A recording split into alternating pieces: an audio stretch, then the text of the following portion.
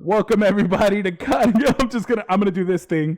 Welcome everybody to Con Culture Podcast. Yeah.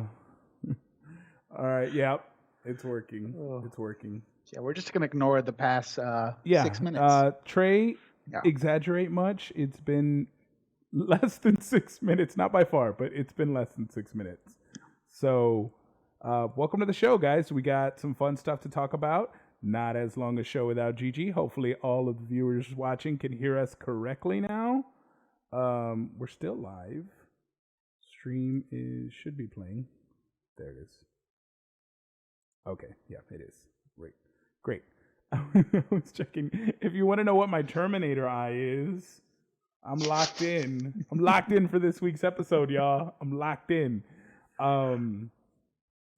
Yeah, it really likes your left really eyeball. does. Like my right one doesn't exist. Can you track it now? Are you tracking me?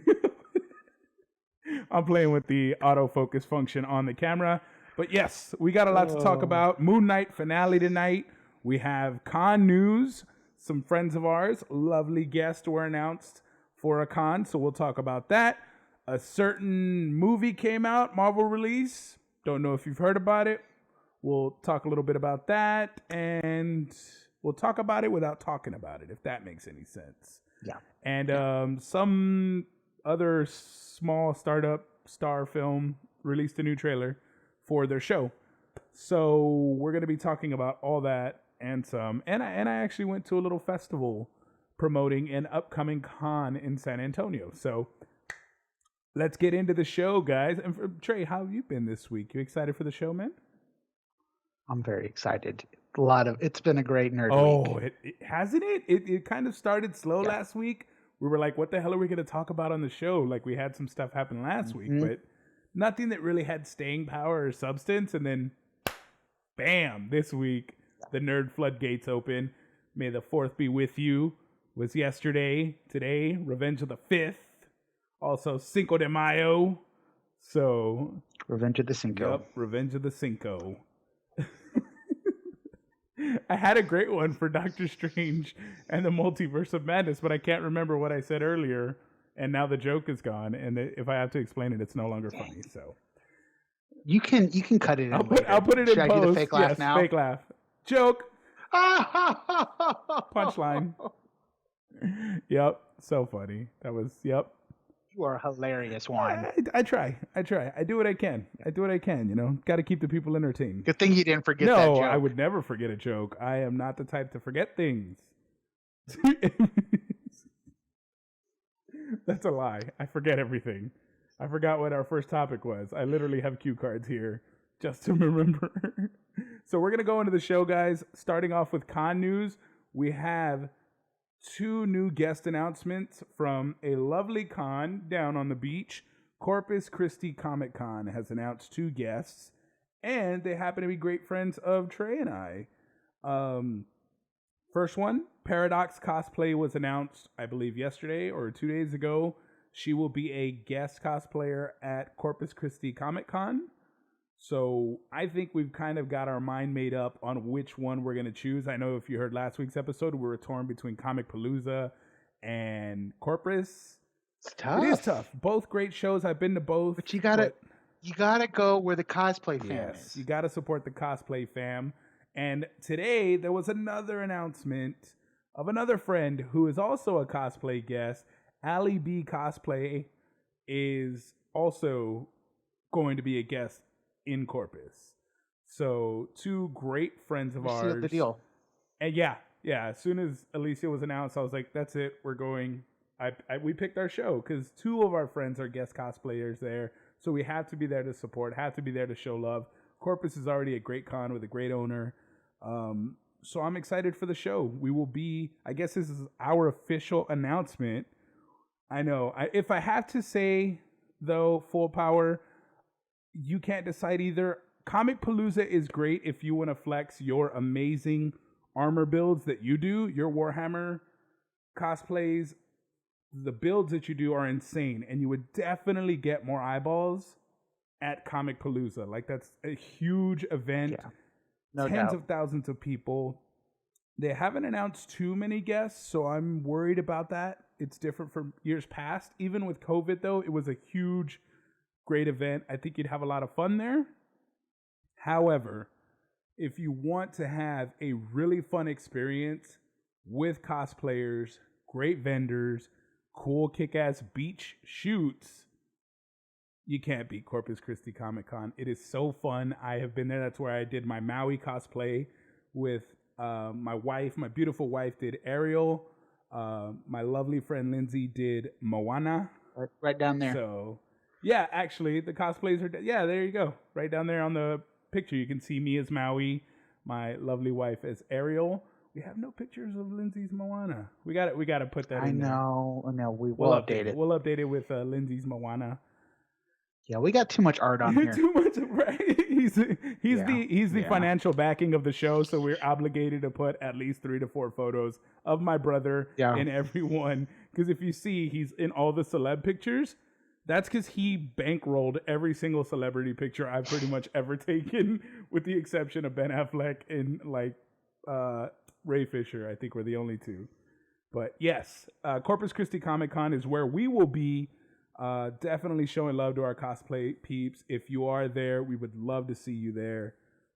Can't wait. It'll be before Celebrity Fan Fest's new superhero car show, so it'll be a lot of fun. We're definitely going to be at Corpus. That's what I'm trying to say. I'm just rambling about it because it's super exciting. We're excited. Speaking of the superhero car show, I've never been. Yes, you nor Gigi have ever been. Mm-hmm. So if she decides to join us, y'all will be popping your Corpus Christi Comic Con cherries. And it's great. It's the beach. Like, what's not to love? And I found a great ice cream spot the last time I was in Padre. Oh, really? It's really the only reason I'm going is the ice cream. I will be there. The Scoopies? You better not. Trey, I had to give a shout out. What theory were you talking about the other day that you were excited about the possibility of it being in Doctor Strange? This isn't a spoiler. Trey hasn't seen Doctor Strange, but what if character were you talking about the suit? Well, when they released the latest trailer of Doctor Strange, we got to see the shield for not Captain America's shield. This is very distinct British flag, and the only British captain I know. The only one I acknowledge. Exactly, I acknowledge. Is Captain Carter. Is Captain Carter. Yes. And in the What If series, which if you haven't seen it and you plan on going to see Doctor Strange, I highly recommend it. A lot of it, you need some What If and WandaVision backstory in your life to really, really get it. You're going to get the movie regardless, but you'll really appreciate it if you've seen those series. And so my favorite thing about What If, and especially the episode where we get to see the debut of Captain Carter, is Steve obviously doesn't get the super soldier serum, and he becomes the Hydra Stomper. Yep. And guess what? Which was a great concept, because it was like, it looks just like the Hulkbuster, but like if Howard Stark had made it, who's exactly who made it. And I got you all the way there to say this. Full Power Creations is building a Hydra Stomper cosplay. Exactly. And that's what he's thinking of debuting either at Comicpalooza or Corpus. Go to Comicpalooza. Yeah, if you're going to do something big like that, it'll definitely get seen there. He's only 30% of the way done with the build. There'll be a bunch of Captain Carters. Oh, yeah. You'll get some good Captain Carter cosplays. I honestly think you'll get some at Corpus too, though. Yeah. They'll be all over the con floors. Here's a plot twist. In Corpus, you have a naval ship. And you have some military sites. This is true. You have some military sites this that is if true. you take your Hydra Stomper would fit right in with the World War II era displays they have. So these are points. These are points you were making. It's all just a lot harder than it was when you started to make the decision. Yeah. So yes. Sorry. Yeah, we didn't make it any easier. But the Superhero Car Show has made some announcements, not guest announcements, but they are announcing that they are talking to a multitude of celebrities working on some big, big deals. And Bobo, in Bob We Trust, says he's confident that this could be the biggest show they've ever put on. The biggest show they've ever put on. Expect nothing less. The man always tries to top himself. He's insane. He delivers he tops himself every year. It's just amazing guest after amazing guest after amazing guest. I'm always in shock when he pulls these celebs, these A-listers, which San Antonio deserves. It's like you're surprised, but then you're not. Exactly. That's a good way to put it, Trey. Yeah. Like, we knew Bob could do it. If anybody could do it, Bob could. But still, it's like, what? Oh, yeah. You got him? Like, unfortunately, last year, COVID happened, or we would have had Obi-Wan himself. Like, don't worry, guys. And Owen Wilson. Yes, and Owen Wilson. We had so many A-listers lined up for summer, but unfortunately, the virus ruined it. But don't worry, guys. They're planning a big show. They plan to have announcements out in the next few weeks. Leading up to the show, there's still plenty of time. So, yeah, we're excited for those cons and the news that has come with them. Mochi Fest was somewhere I was at this past weekend at Trader's Village. Mochi Fest was a little outdoor event that they put on to promote YumiCon. It's their Road to YumiCon event. It was great. They had some amazing cosplayers. Never expect anything less from an anime convention. Amazing cosplayers. And they had dance performances on the main stage, of course. Yeah. Imagine K-pop and anime intros with choreographed dance moves. These kids were killing it on stage. Oh, yeah, man. They were going all out, and they were synchronized dance routines. It was really, really cool. There was some great artists. There was one piece of art that I think I saw in Houston also, but it's a samurai Moon Knight, and it's glass art. $70, $70 or $80. I was like, I need to buy that. I need to buy that. So I'm saving my pennies. If I see that at a convention, it's going with me. I do not care. That is going to be my purchase. I've been thinking about it since last Saturday. I can't get it out of my head. I want to order it online. It's so amazing. They have a samurai Deadpool, a samurai Wolverine. They have so many cool samurai variants of characters. A samurai Mandalorian. It's so sick. That's like a whole league of cosplays, just samurai versions of the characters, which I've seen so many of, and they're just incredible. Speaking of which, random Night Mage fangirl moment. He did a Spawn. He did a samurai Spawn. Yes, the last con he was did. At, and it was so good. Oh my gosh, so good. That man, I swear. Yes. He's a walking thirst trap without trying. 100%. But yeah, that's the con news we have for everybody. Those are the we will officially be going to Corpus Christi Comic Con instead of Comic Palooza. We have made up our mind. We're going to be there to support our friends. We hope to see everybody there as well. But like we said, today is the 5th of May, which is also Cinco de Mayo. Ole! And it's an amazing week for nerds because we had the Obi-Wan trailer debut, which Trey is going to strangle me for, but I haven't seen it. He sent it to me. I was supposed to watch it before the show, but I was busy fighting with the camera and the microphone, getting my new setup set up so that you can see me in HD and not all pixelated and like the Terminator eye. Now I got a Terminator eye the entire podcast because I don't know how to turn off autofocus on my camera. Amateur hour, ladies and gentlemen, amateur hour. But go ahead. Tell me about the trailer, Trey. That just means I'm going to shut up. I don't know. And you get to talk for once. You get to tell me what your thoughts were on the trailer. You don't have to describe it. You don't have to tell me. I don't want to spoil it. I want you to see it. Go ahead. Without. Talk about it. I want to experience it through your enthusiasm. What did you like about the trailer? So it's one, they release it on May the 4th, which is Star Wars Day. So you're already feeling the Star Wars spirit. You're feeling the Force. And they drop this trailer on you after giving you the great one about a month ago where we get to see young Luke and, the Jedi hunters, and it looks like it's going to be a great show. And you see this one, and it just tops itself even more. And you get the feels already for this show with these characters that you know and love for all these movies. And all I can say is, like, it feels like Obi-Wan is back, and it's not the Obi-Wan you know and love. This Obi-Wan that is in exile and is obviously going through the emotions of the actions that had happened in Revenge of the Sith. So my gauge, it's maybe about, I can't remember, they released it, I think it's about 6-7 years since that movie's happened. And obviously, you know, Obi-Wan is watching over Luke the whole time. And we all know Luke is with his Uncle Owen, and they have an interaction in the marketplace. And he's like, you know, when the time comes, he must be trained. And he goes, like, you trained his father. Yeah. And that's just, I don't know about me, but like, there's this video that kept coming out. It was like emotional damage, like right after that part. Because it's true. Because it's like, that was his brother. That was his best friend. He trained him. And it's like, you kind of got to give props to Uncle Owen. It's like, I'm not going to let you train this kid. Look what happened to his father. He's now this big bad guy in the galaxy. And we got another taste of that. It was just little bits and pieces, but we finally got some hints at Darth Vader. And you can tell these Jedi hunters like know how powerful he is and how badly he wants to find Obi-Wan, which is why he's on the run.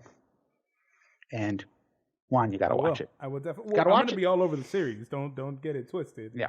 I will be watching the series when it airs. I just hadn't had time to watch the trailer because when they released it, I'm hyped. I was at an early screening for Doctor Strange in the Multiverse of Madness, which we are going to talk about without talking about it. It was released today on Cinco de Mayo, so it kind of fits in our theme of amazing things that happen on Cinco de Mayo. So you have this amazing movie that the only thing I'll say, it's for the first time you get to see that the series have payoffs now. Because we've been watching these Disney Plus series, and you can tell this just from the trailer. You're seeing things that you saw in the What If series, in the WandaVision series. So now you get an extra little nugget of payoff for being an invested fan watching those shows. You get a richer experience because now it's bleeding across your small screen and big screen. But it's a great movie. We will wait until next week, 2 weeks from now, to give our full spoiler review of what we thought. Trey will have seen it by then. So plenty of time for everyone to have seen it. Plenty of time for everyone to have seen it. So we will be giving our review and our thoughts on Doctor Strange in the Multiverse of Madness. Having seen it, will say you're going to love the movie. It's going to be a great experience. But did you expect anything other than that from Marvel? One Marvel thing we can talk about, though, Trey, that happened on May the 4th. The finale of Moon Knight, my dude. Before we go into, forgive me if we didn't go over this before. No, please keep me on track. What do you need to have seen besides, you said payoffs, but what shows exactly do you need to have seen and movies have you need to have seen before watching Doctor Strange? I would highly recommend. Obviously, Spider-Man No Way Home. Spider-Man No Way Home. WandaVision. Mm-hmm. The original Doctor Strange. Right. And the What If series on Disney Plus. Those four will give you just a richer experience. They're not necessary watching. You don't have to see them or you're going to be completely lost. Although WandaVision's a maybe. Like, if you haven't seen WandaVision, you might be a little lost as to why and what's going on there. But, yeah. No, I would venture to say, watch WandaVision before you watch this movie. If you haven't, you're going to be a little lost. So that's the only one I'd say you need to watch. The rest just give you a richer experience. Little Easter eggs, little things that you're like, oh, I saw that, and now it's there kind of thing. Like the Captain Carter we said in the trailer. We get our first look at Captain Carter in the What If series. We get her origin story. So, which was goosebumps. Oh, so many goosebumps. But I was simping so hard. Man. So I'm not I think I'm not ready to see live action Captain Carter. I'm not ready. If you thought you were ready, I'm here to tell you you are not. Having seen having seen Captain Carter live action, you are not ready for it. Woo! Okay, I need to come back down from that. But yeah, we can talk, like I said, we can talk about Marvel and the Moon Knight finale that took place. Yes. Speaking of emotional damage, Oh this Lord! series episode 5. Oh, We'll go from episode 5 because there's been a gap. Yes, watch Yeah. Doctor Strange 1, Captain Carter. Yes, Krista's in the comments. She knows what I'm talking about. We already had no spoilers, Krista. She's good. She's no, good. You had your doctor's appointment. Oh yeah, she got her fill from the doctor.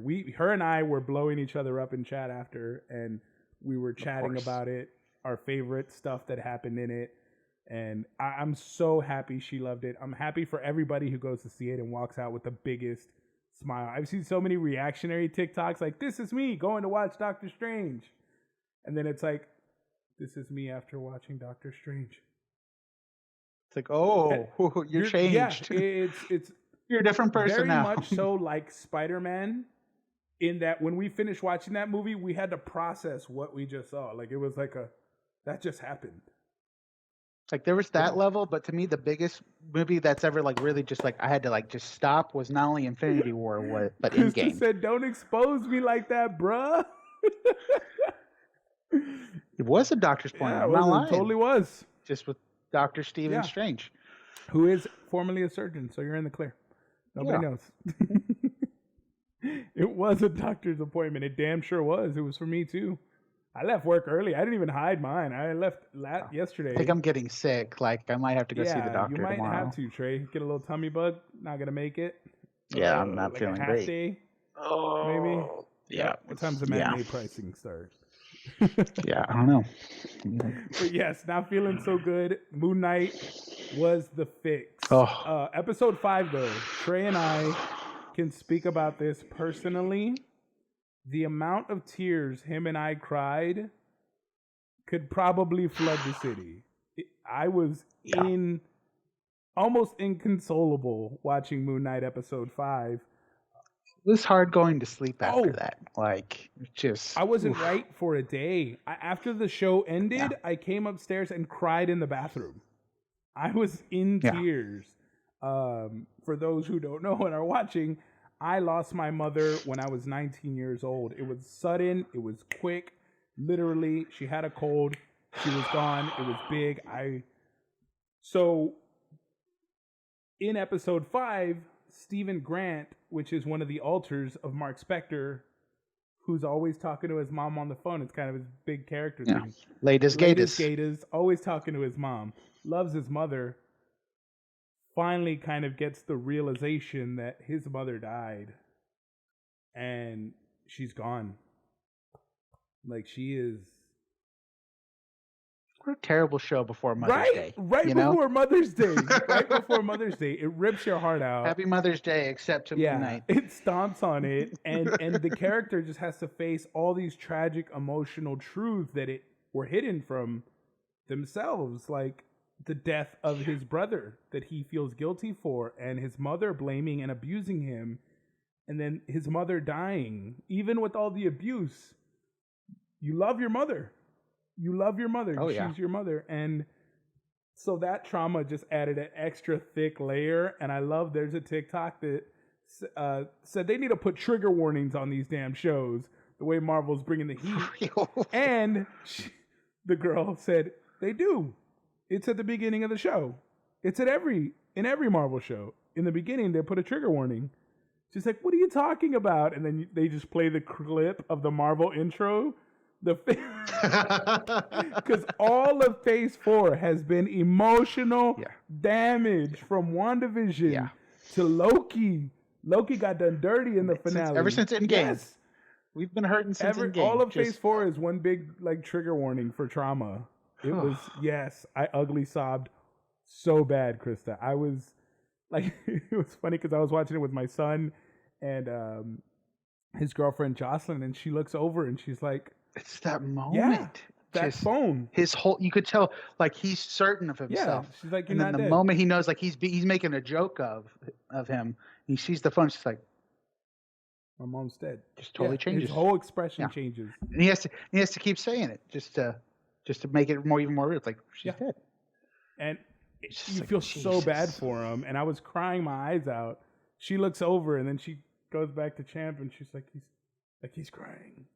And my son knows why I'm crying. So he's like, yeah, he lost his mom. Like, this is, and he's in tears too, because my son loved my mother, love, and only got to experience her for almost 2 years before she passed.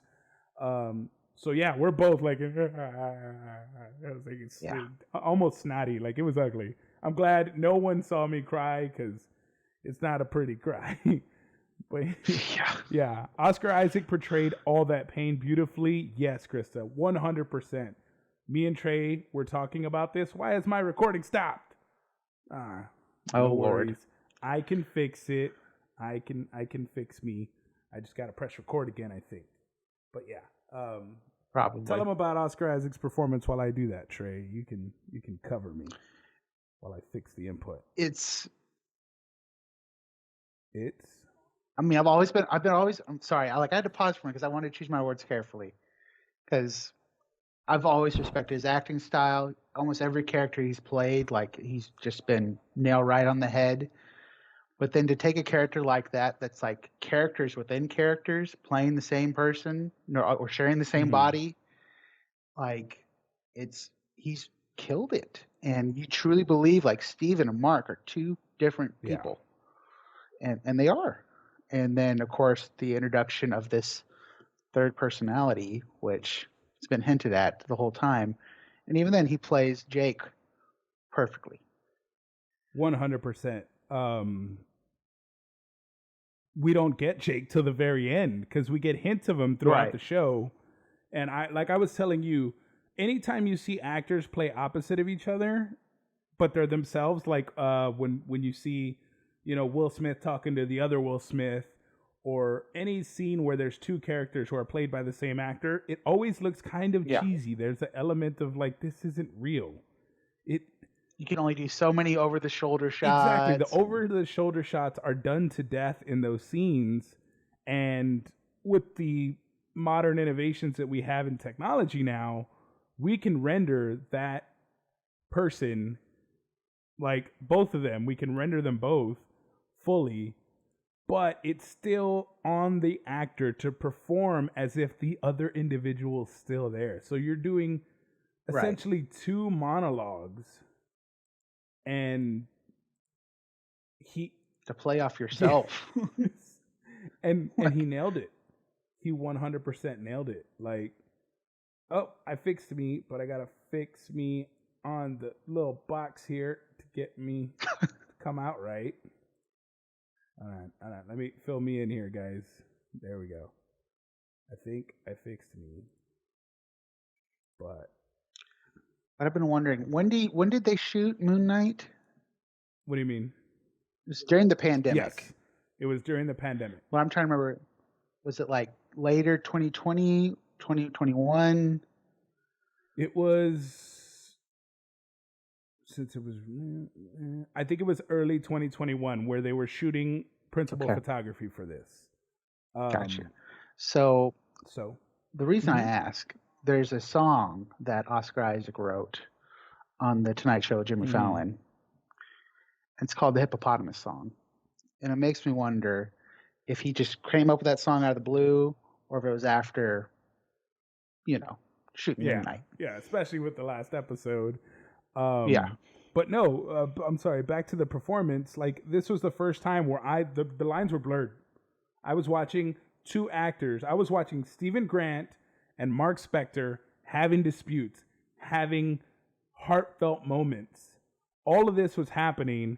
I didn't see mourning each other. I didn't see like two CG renderings or two different renderings of a single they seemed like two different actors portraying their characters just perfectly. With the facial expressions, like down to the resting face. Like Mark's this serious resting face, and Grant's just like just lit up, wide-eyed, bushy tail. And he did say that he loves playing Stephen Grant, that he's such a fun character to play because he's so bright and optimistic. And I bet even Mr. Knight too. Like, it's even more so. It's like Stephen Grant on steroids. So sharp and just so amazing.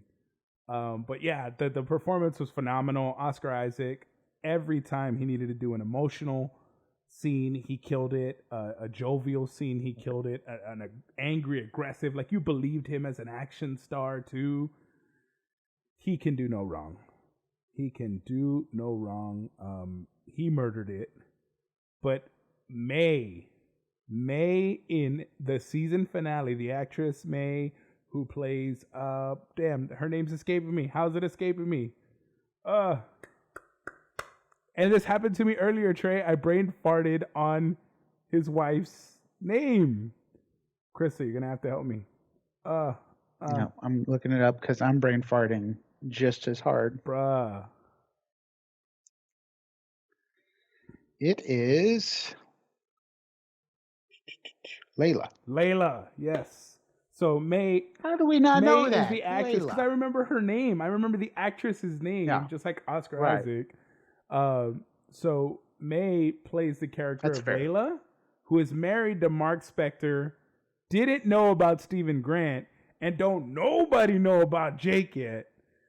So, but she was phenomenal. Mark has warned her about these deities, so she's not trustworthy of them. But in this finale, she kind of has to rely on the gods, and she has to go one step further, not just rely on the gods, but she actually has to become, she has to allow herself to become an avatar. First she's tempted.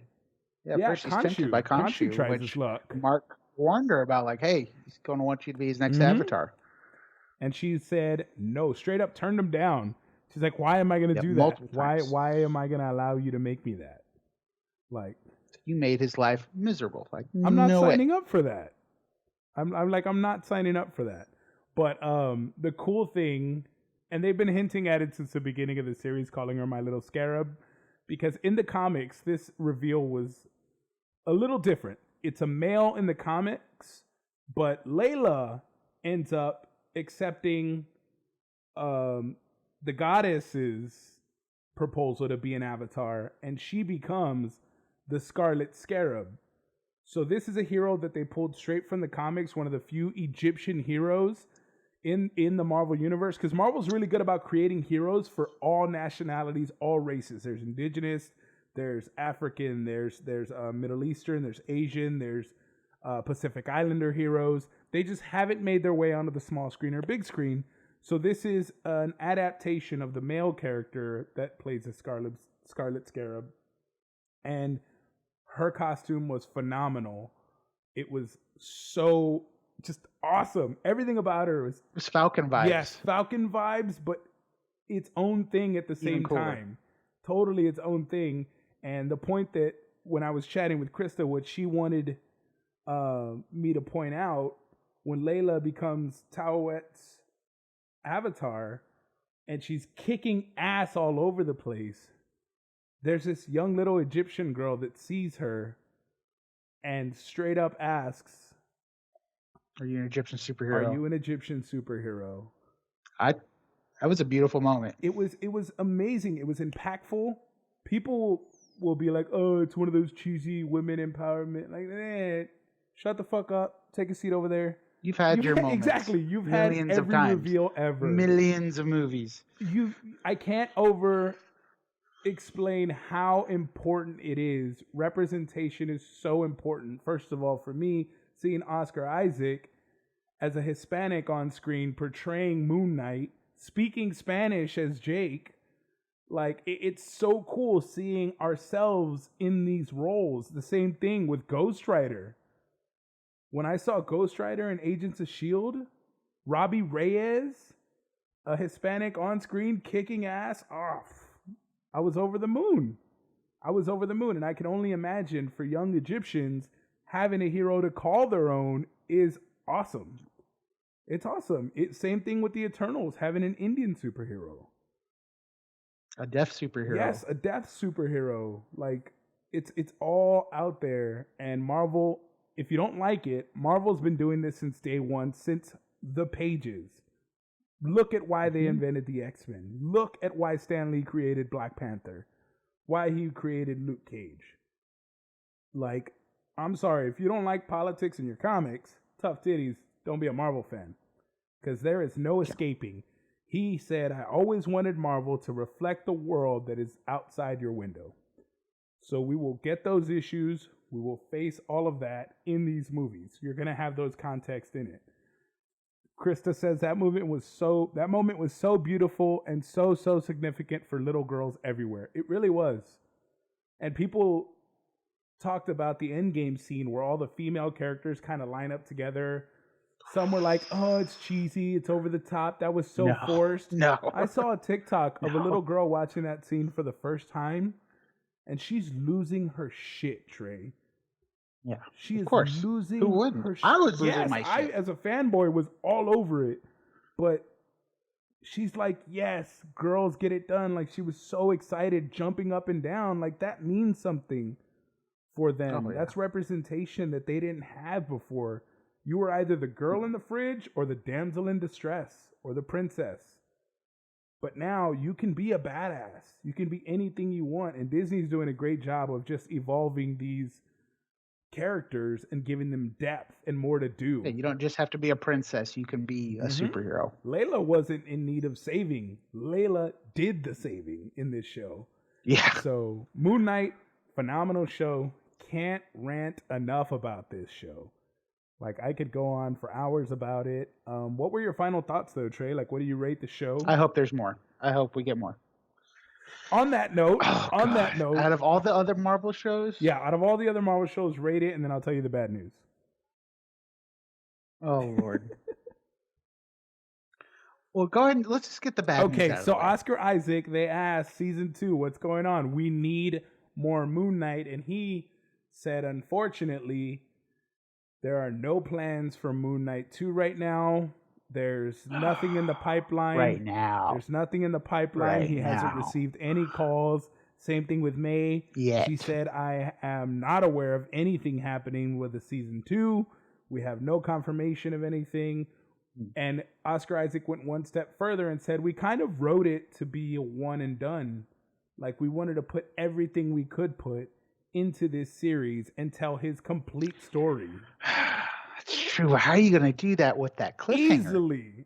Easily build a seven. You can easily build a season 2 just off the Jake Lockley. Like what happened? Where was he that whole season? Like, just go back to those moments and just show Jake. Yep. Not only that, the reason that, and this is a great point that I saw earlier, the reason their hearts balanced is because the conflict was never between Jake and them. It was between Mark and Steven. That's where the conflict was. Yeah, they were always fighting over the body. That's why their hearts didn't balance until they accepted each other and their hearts balanced.